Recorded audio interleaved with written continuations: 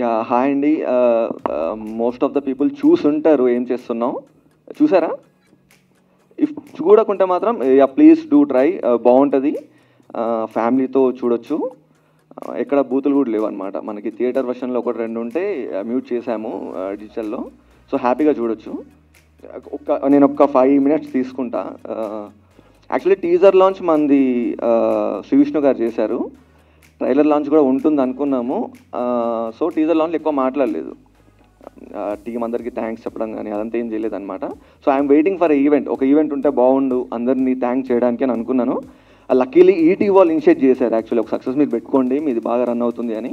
So వాళ్ళ ఐడియాతోనే ఈ ఈవెంట్ పెట్టామన్నమాట. Thanks lot. థ్యాంక్స్ అండి. అంటే నాకు జస్ట్ థ్యాంక్స్ చెప్పడానికి ఒక స్టేజ్ కోసం వెయిట్ చేస్తున్నాను. నేను ఇంకా కుదరదేమో అనుకున్నాను. సో లక్కీలీ దొరికింది. ఇనిషియల్లీ ప్రాజెక్ట్ స్టార్ట్ చేసింది నవీన్, మా ప్రొడ్యూసర్. తను ఒక 27 years old, ఒక చిన్న మండల్లో బట్టల షాప్ పెట్టుకునే అబ్బాయి ఒక 7 years నుంచి కష్టపడి దాచుకున్న డబ్బులన్నీ ఈ మూవీ మీద పెట్టాడు. అండ్ మేము కొంచెం ప్రొడక్షన్లో అడిట్ చేయడం వల్ల బడ్జెట్స్ కొంచెం పెరిగాయి.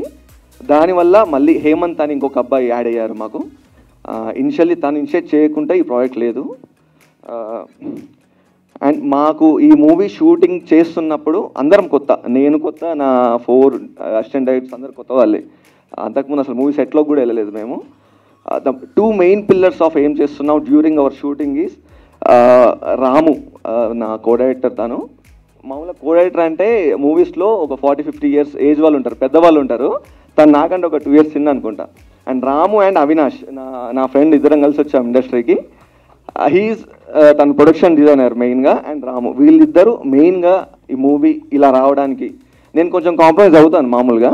సో నన్ను కాంప్రమైజ్ చేయకుండా వాళ్ళు ముందు నడిపించారు. థ్యాంక్స్ అలాట్ మీకు. అండ్ ప్రేమ్, మామూలుగా మనం పోవడం కదా, కానీ పీపుల్ జనాలకు నచ్చుతున్నాయండి. నేను ఇప్పుడు చెప్పే ప్రతి మాట నేను నా నుంచి చెప్పట్లేను, నేను విన్నది, నాకు వచ్చిన రివ్యూస్ని బేస్ చేసుకొని చెప్తున్నాను. విజువల్స్ చాలా బాగుంటాయి, చూడండి కుదిరితే. And thanks Prem, thanks a lot for those visuals.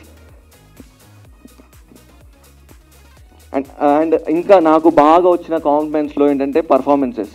నేను డైరెక్టర్గా ఒక 10% అయినా సక్సెస్ అయ్యాను అని నేను ఎందుకు ఫీల్ అవుతున్నానంటే, people are praising performances of actors. మా యాక్టర్స్ పర్ఫార్మెన్సెస్ బాగున్నాయని ప్రైజ్ చేస్తున్నారు. సో ఆ 10% క్రెడిట్ నేను తీసుకుంటున్నాను. థ్యాంక్స్ లాట్ ప్రతి క్యాస్ట్కి. ఈరోజు ట్రై చేశాను హీరోయిన్స్ని తీసుకురావడానికి, కుదరలేదు యాక్చువల్లీ, ఎక్స్ట్రీమ్లీ సారీ. సో మీరు వస్తే చాలు అనుకున్నాను, మీరు వచ్చారు. సక్సెస్ మీట్ పెడదాం అనుకున్నప్పుడు కూడా మా పిఆర్ చెప్పారు, ఎందుకు పెడదాం అనుకుంటున్నారు సక్సెస్ మీట్, దేనికోసం, గెస్ట్ ఎందుకు, ఎవరో ఒక పెద్ద సెలబ్రిటీ ఎందుకు. యాక్చువల్గా మీ మూవీ ఎలా వెళ్తుంది అంటే నేను చెప్పాను, మా మూవీ మెయిన్గా రీల్స్ త్రూ వెళ్తుంది అనమాట.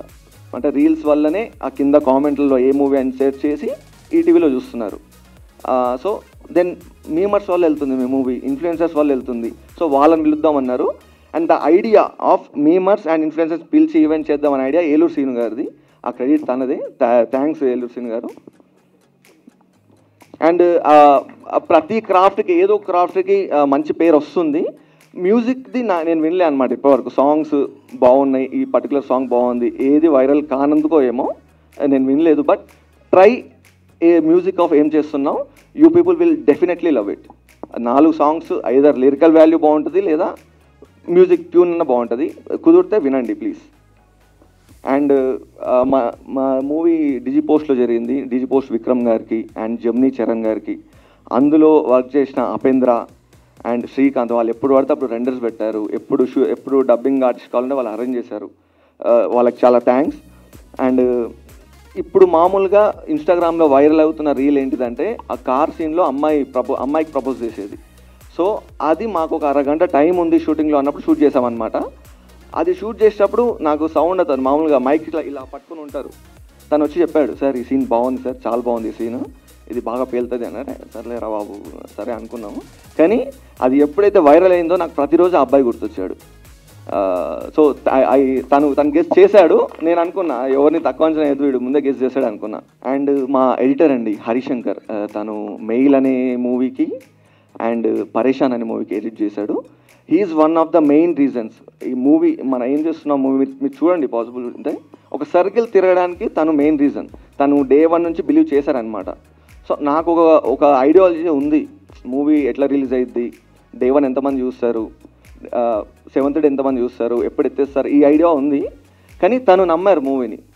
ఈ డిజిటల్లో ఇది చూసి జనాలు అప్రిషియేట్ చేస్తుంటే నాకు తను గుర్తొస్తున్నారు. హరీష్ శంకర్ మా ఎడిటర్.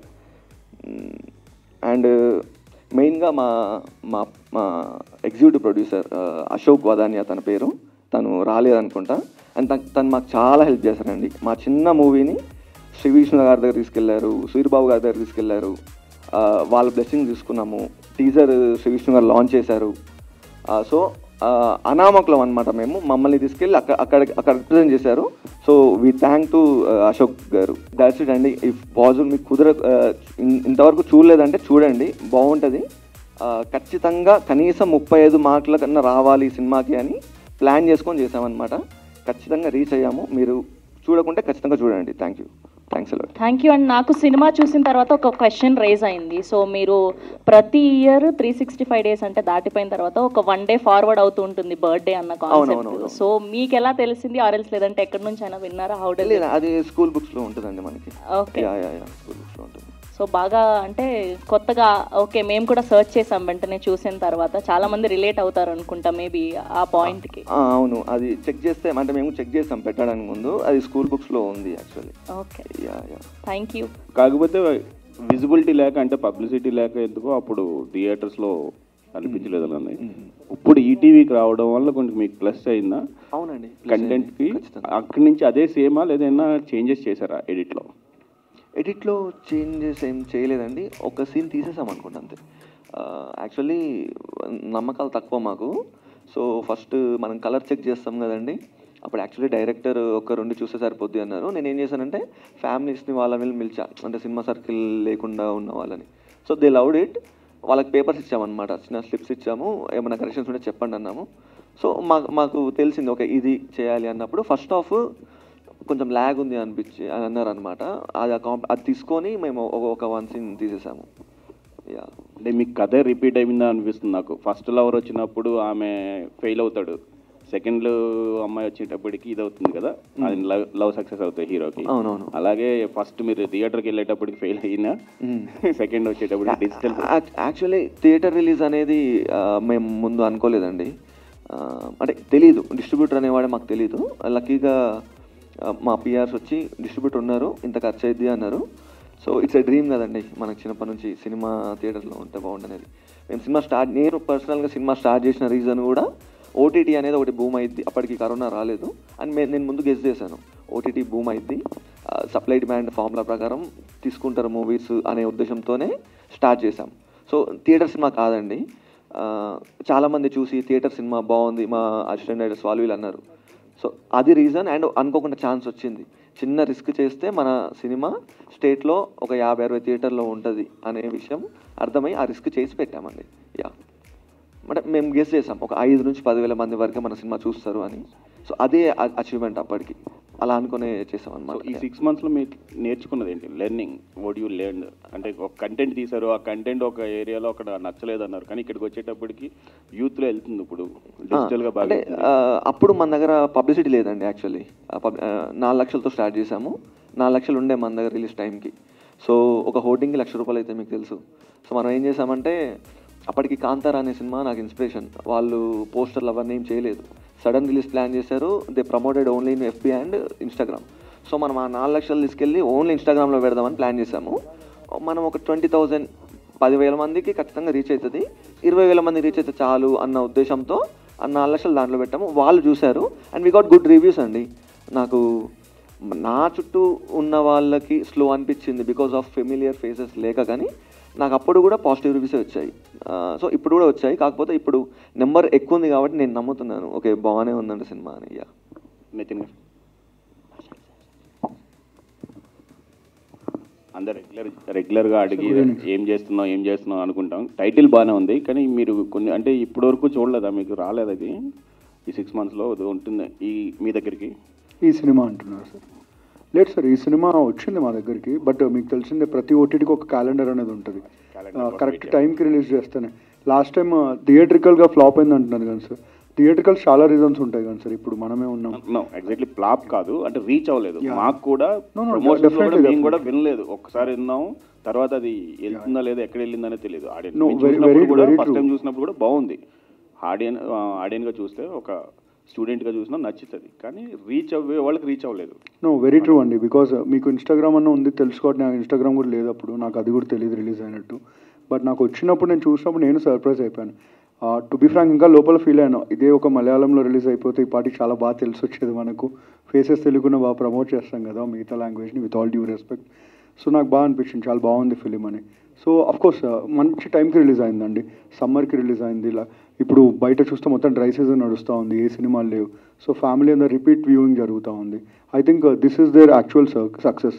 ముందు ఒక టెస్టింగ్ స్క్రీనింగ్ చేసినట్టు theatrical, this is the actual screening for your film. Yeah sir, మీరు మీ బ్రదర్ ఇద్దరు వితౌట్ ఎనీ బ్యాక్గ్రౌండ్ ఇండస్ట్రీకి వచ్చున్నారు.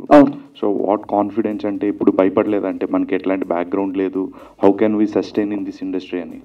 యా యాక్చువల్లీ రెండు కావాలి, బ్యాక్గ్రౌండ్ కావాలి, డబ్బులు కూడా కావాలి, రెండూ లేవు. కాన్ఫిడెన్స్ ఒక్కటే ఉంది, ఏం లేదు. సో లైక్ చేస్తాం, ఏదో ఒకటి అయితే ఖచ్చితంగా చేస్తాము. అండ్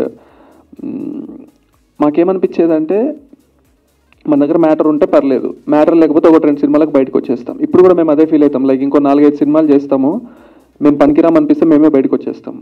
రుద్దుకోవాలనే ఇంటెన్షన్ లేదు, డబ్బులు కూడా లేవు. సో ఖచ్చితంగా బయటకు వచ్చేస్తాం. సో మేము ఒళ్ళు దగ్గర పెట్టుకొని కంటెంట్ చేసిన రోజులు మేము సేఫ్ అనే ఇంటెన్షన్తోనే వచ్చినాం, అంతే. ఈటీవీ విన్ అసలు ఏం ఏంటంటే, అంటే వీక్లీ ఫ్రైడే ఒక సినిమా రిలీజ్ చేయాలన్నా, లేక మంచి సినిమా వచ్చినప్పుడు మాత్రం చూసి రిలీజ్ చేయాలని ఏంటి ఏమేంటి? అలా ఏం లేదు. సో వీక్లీ ఒక సినిమా రిలీజ్ చేద్దాం థాట్ ఉంది. సో అది వీఆర్ కంటిన్యూయింగ్ ఇట్. మంచి కాంటెంట్ ఉంటే మాత్రం we're not going to let it go, we'll be stand behind them. So ఇందాక విజయ్ చెప్పినట్టు మీకు బ్యాక్గ్రౌండ్ అవసరం లేదు, డబ్బులు అవసరం లేదు, ఏం అవసరం లేదు, కాంటెంట్ ఉంటే చాలు మీ దగ్గర. ఆ కాన్ఫిడెన్స్, కాంటెంట్ క్లారిటీ ఉంటే చాలు, విల్ బీ బిహైండ్ యూ. అంటే #90s తర్వాత అంత పెద్ద హిట్ ఏది రాలేదు ఈటీవీకి, ఎందుకంటే ఏమంటారు? అంటే హిట్ అనేది how do you measure is the question, right? So there are వలరేని కాంటెంట్ వచ్చింది, ఇట్ వాజన్ హిట్. అంటే సక్సెస్ మీట్ చేస్తేనే హిట్ అని మీరు అంటే okay, like we'll do. So it's not that. So based on the streaming merits కానీ, based on the viewers కానీ, లేక based on the scale of the movie కానీ, we decide hit of flop. But the movies కొన్ని success అవుతూ ఉంటాయి, failure అవుతూ ఉంటాయి. But we'll come back good.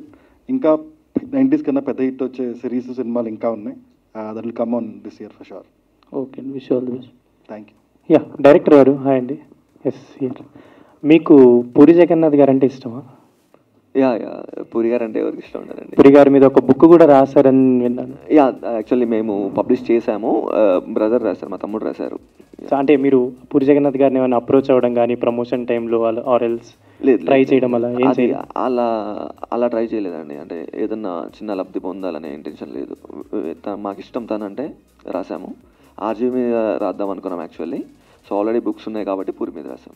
So next ఏమన్నా పూరి జగన్నాథ్ గారికి డైరెక్షన్ డిపార్ట్మెంట్లో హెల్ప్ చేయాలంటే మీరు వెళ్ళి చేయడానికి రెడీగా ఉన్నారా?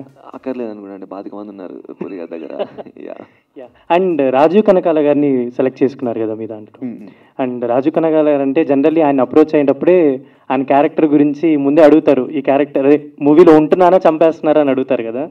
అండ్ మీ దాంట్లో కూడా కొంచెం సూపర్ మ్యాన్ గెటప్ వేసి మరీ చంపేశారు కదా, దానికి ఏమైనా రీజన్ ఏమైనా ఉందా? అంటే ఈ ట్రెండ్ అంటే మన సినిమా 3 years అవుతుంది, 2.5 years స్టార్ట్ అయ్యి. అప్పటికి ఈ ట్రెండ్ లేదు. రాజీవ్ కనకాల గారు ప్రతి సినిమాలో ఈ మధ్య కొంచెం బ్రేక్ ఇచ్చారు. సో మనం అదేం అనుకోలేదండి. ఒక రోల్కి తను బాగుంటారు అనుకున్నాము, అప్రోచ్ అయ్యాము, లక్కీలీ చేస్తా అన్నారు, చేసాము అంతే. బట్ ఆయన అడగలేదా మీరు? అంటే లేదు అదేముండదండి. ఇదంతా మనం బయట నడుస్తుందండి, వాళ్ళకి అసలు అవి తెలీదు. Okay, thank you and all the best for your team. Thanks lot. Thank you అండి. Thank you so much. Congratulations to the whole team of ఏం చేస్తున్నావు. చూడని వాళ్ళు చూడండి, చూసిన వాళ్ళు మళ్ళీ చూడండి. ఈటీవీ విన్లో స్ట్రీమ్ అవ్వబోతుంది ఫర్ ష్యూర్. ఫ్యామిలీతో అందరూ కూర్చొని ఎంజాయ్ చేయాల్సిన సినిమా ఇది. Thank you so much.